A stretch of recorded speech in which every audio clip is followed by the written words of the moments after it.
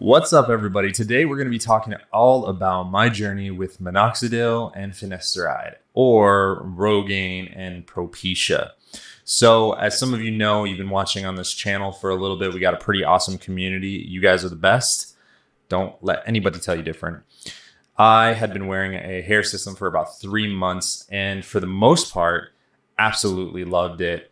The one problem that I had, and this is, I'm not actually against wearing hair systems again in the future if we can solve this problem. The one problem I had is that I am a very, very active person when it comes to being in the gym. I love extreme sports, and I kept on having the bond break down because of how much I was sweating. And it could be because I did not find the right bond. I tried a couple different ones, probably about 3. Or it maybe was not the right base. So we might go back to that in the future. But what I've been doing now, it's been about close to a month, probably somewhere in the realm of 21 to 26 days of being on both Minoxidil and Finasteride. So this is going to be an honest review about what my journey has been like, side effects, all of that kind of stuff. So originally, when I tried Minoxidil Rogaine about 3 years in the past, I thought I had an allergic reaction to the Rogaine where I had facial swelling. It turns out that it wasn't caused by that. It was caused by some kimchi that I made from home, some fermented cabbage. I guess it was bad, which is kind of a funny story in retrospect. But so as soon as I started taking Finasteride and Minoxidil, I've been looking for side effects. I've been looking for any types of things that are warning signs. So one thing I will say is that starting both of them at once is not a great way scientifically to know what is causing what, right? It's because one could be causing all of the problems. The other one could be causing all the problems. It's very hard to diagnose if I am not isolating them individually.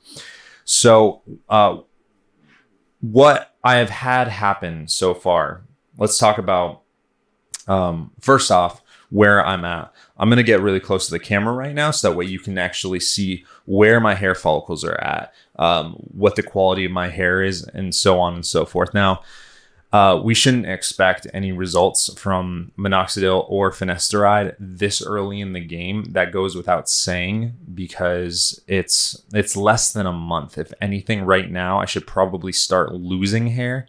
I should start the hair death cycle where the miniaturized hairs are starting to fall out and they're starting to end their life cycle before new growth starts back in. So let's take a look real quick. So primarily, I'm going to show you the front of my scalp, and you can see. So you can see right here. If you look, I'm sorry, this is backwards. But if you look, right, so right in here, you can see all these miniaturized hairs, right, that are still there, and I have a lot of light on my head, but if you look, you can see miniaturized hairs all through here. And then we can look at the hair density through here in comparison with, say, right here.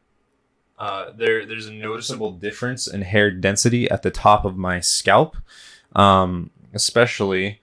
It's really cool, right? I'm choosing to use the word cool. But it's really cool how you can see almost this line right here of that the hair follicles are definitely thinner, and so is the hair density. And that is primarily where most of the work needs to happen. However, there is some thinning in the back. I'll turn around. So it's there. Hopefully the camera was actually focused and not all fuzzy, so that way we could see that. But so this problem is there, and right now I haven't seen any changes or noticed any difference. Now let's talk about side effects, things that I have seen happen. So the one thing that I have noticed is probably about a week ago, I noticed that I had some it felt as if I had a little bit of an upset stomach. It's not the same feeling as anxiety, like that tightness in the stomach, but similar, where it just almost kind of like vertigo, where it was causing a little bit of tightness in my stomach, not in my chest, not in any of the man boobs or anything like that. So that is one thing I've started to look into. And what I've decided is, after doing some more research on Finasteride, I'm actually going to back off of Finasteride. I'm going to take 0.5 milligrams. I've looked at some research that says that lower doses, including in other countries, is recommended. That we actually have a much higher doses even at 1 milligram, right? Which is much lower than what's recommended for Finasteride when used for prostates, right? Which is the original use for it. They moved it from a much higher dose down to 1 milligram as the standard inside the US. And there's research that says that a lower dose might be preferable, right? So we're going to try that. I'm really trying to be cognizant and watch very, very carefully and objectively what is going on inside of my body, because, right, I want to catch these early warning signs. And if there is something that is happening because of the Finasteride, I want to catch it very, very early. And as soon as, if there's anything, more serious or prolonged, that's going to be the first thing that has to go. So that's where I'm at. As far as the Rogaine, I'm not actually using Rogaine. I'm using the Roman, right? The company Roman. And it's been fine. I've been using the topical, not the foam, but the dropper, so the liquid, and it has been fine to me. I actually don't notice. Some people say it's like gooey. Some people say it makes their hair all like weird feeling. Maybe it's because I shaved my head in kind of preparation for all of this, but I just rub it in and make sure that I get the crown of my head as well. And I don't notice anything. I don't mind the texture whatsoever, and it dries out super quick.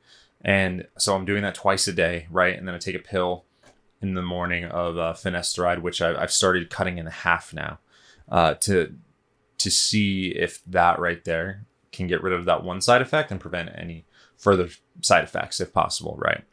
So I know that Finasteride, there's a possibility of some side effects, undesirable ones when it comes to sexual performance, which is also something, I'm watching very, very closely to make sure that there's nothing there. And we're going to take it one step at a time, guys. I mean, this is not going to be a short journey. It's not going to be a month-long journey, but that's cool, right? Like, the best things in life take some time, and you're going to get to walk out this journey with me, and we're going to see either some cool results or some results. And either way, we're going to be better for it, right? We experimented and we tried something. That's one thing I love about Tim Ferriss. If you have read or listened to Tim Ferriss, is a great author and podcaster. Has one of the biggest podcasts in the world, but he is a experimenter, and he is a poker and prodder, right? He will try things just for the sake of trying them and to see what the side effects are, how his body responds, different diets, different, like, not just like, oh, I'm going to try paleo, but he'll try like very intricate timing of nutrients, and he'll measure like his blood sugar levels, his all sorts of different crazy stuff. So that's how I'm taking this whole thing as like a meta perspective, is I'm experimenting, right? Like, there's a possibility of there being some negative side effects, but I don't know until I don't know. And I'm going to try it out for myself, right? And we'll see what happens, and I'll be cognizant. I'm not going to push it if anything does happen. But anyways, guys, that's where I'm at in this journey. I'll be doing regular updates with this stuff right now, just to be, showing you progress. And it'll be good. All right. Stay healthy.